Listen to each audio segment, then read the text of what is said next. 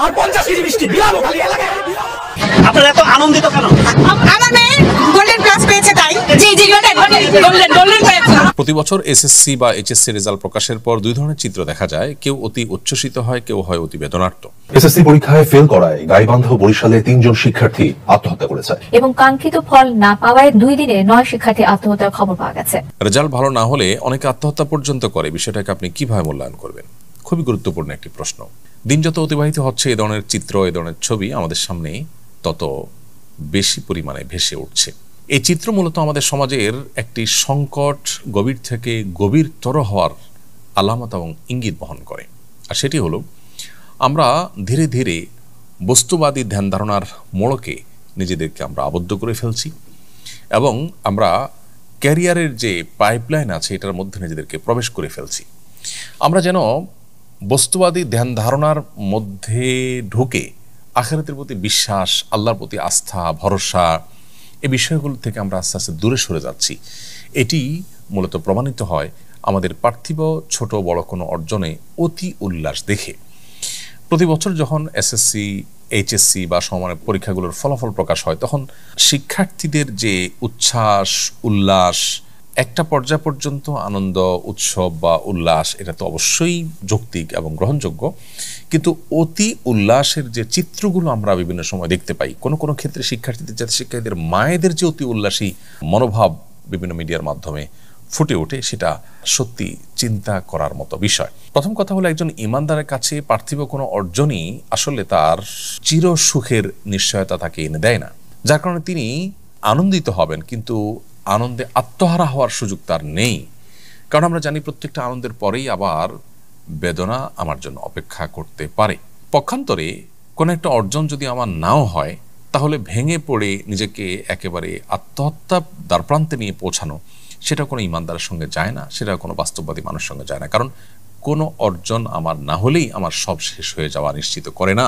বহু মানুষ এসএসসি বা এইচএসসিতে ভালো ফলাফল করেও তার জীবনে ভালো কিছু করতে পারেননি।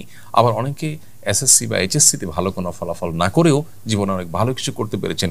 এটা রেয়ার কেস যে এমন বিষয় না, বরং আমাদের সমাজে ডানে বামে তাকালে আমরা দেখব অহরহ এরকম বহু চিত্র আমাদের চোখের সামনে ফুটে উঠছে। অতএব কিসের উপর ভিত্তি করে আমরা অতি উল্লাসিত হতে যাব? আমরা দেখতে পাই যে আমাদের পত্রপত্রিকাগুলোতে এই ধরনের পাবলিক পরীক্ষাগুলোকে ঘিরে যেভাবে নিউজ করা হয়, যেভাবে কভারেজ করা হয়, পৃথিবীর কোনো দেশে এভাবে কভারেজ করা হয় না। পাবলিক পরীক্ষাগুলোকে ঘিরে এ ধরনের অতি উন্মাদনা, এটার ফলেই কিন্তু আমাদের অনেক কোমলমতি শিশুরা তারা ডিপ্রেশনে চলে যাচ্ছে, তারা অনেক বেশি প্রেশার ফিল করছে। অনেক বাবা মারা নিজের সন্তানদেরকে অন্য ছেলে মেয়ে, অন্য শিক্ষার্থীদের সাথে তুলনা করে করে তাদেরকে ভয়ঙ্কর রকমের চাপ দিয়ে তাদের পরীক্ষার কষ্টকে আরও বাড়িয়ে দেন। আমাদের সন্তানদের ব্যাপারে আমাদের মনোভাব থাকা উচিত, প্রথমত তারা মানুষের মতো মানুষ হবে, তারা ভালো মুসলমান হবে, মুত্তাকি হবে, আল্লাহ ভীরু হবে, তারা আখিরাতমুখী হবে, তারা পরোপকারী হবে, তারা মানুষের সেবা করার মতো মানসিকতা সম্পন্ন হবে, নামাজি কালামি হবে, পাশাপাশি তারা পড়ালেখার প্রতি মনোযোগী হবে। পড়ালেখার প্রতি মনোযোগী হওয়ার পরও যদি সে ফলাফল ভালো না করে, তাকে ওয়েলকাম করার মতো মানসিকতা, অভিভাবক হিসেবে আমাদের থাকতে হবে।